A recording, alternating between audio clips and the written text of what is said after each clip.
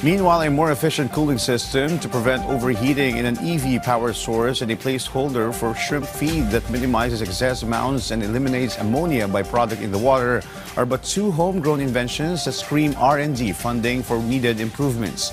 Both inventions are prototype devices, care of the imaginative minds of two Department of Science and Technology fellows contained in this Rod Lagusad's report.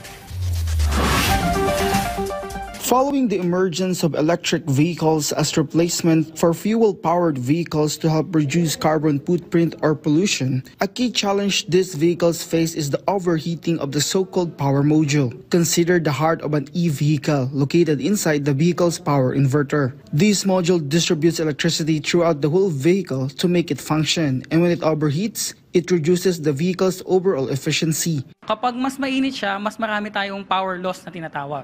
Kapag mas marami tayong power loss na accumulate, mas kaunti yung reserve power na natatranslate natin into mileage. Kumbaga, mas mainit yung module, mas maikli yung tatakbo nung electric vehicle natin. To address this, he developed thermal cooling manifold capable of absorbing heat, allowing vehicles to be used more efficiently and effectively. Meanwhile, another innovation aims to make shrimp aquaculture more efficient, which is a crucial contribution to food security.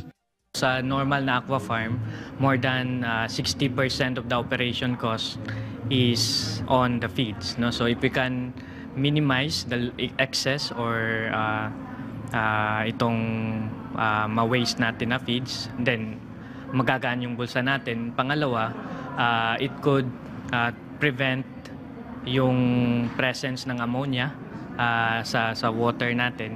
He explained that this could affect shrimp growth or even lead to their death, impacting the livelihood of those who depend on it. Instead of using a feeding tray, he created a prototype device capable of detecting the amount of remaining feeds and at the same time monitor the condition of the shrimps. These are just two examples from the Science and Technology Fellows Program of the DOST. According to Secretary Renato Saldum Jr., there is a need for more experts to help accelerate the continuous research and development across the department's various agencies. You know, our R&D budget increases every year.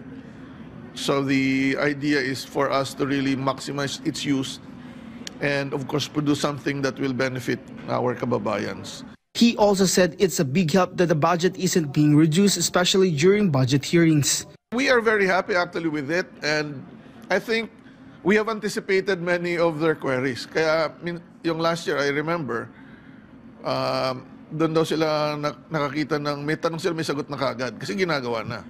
So we have to anticipate the needs of the community. This is part of the President's directive to the DOST to commercialize developed innovations for public benefit. Rod Lagusad from the National TV Network for a new and better Philippines.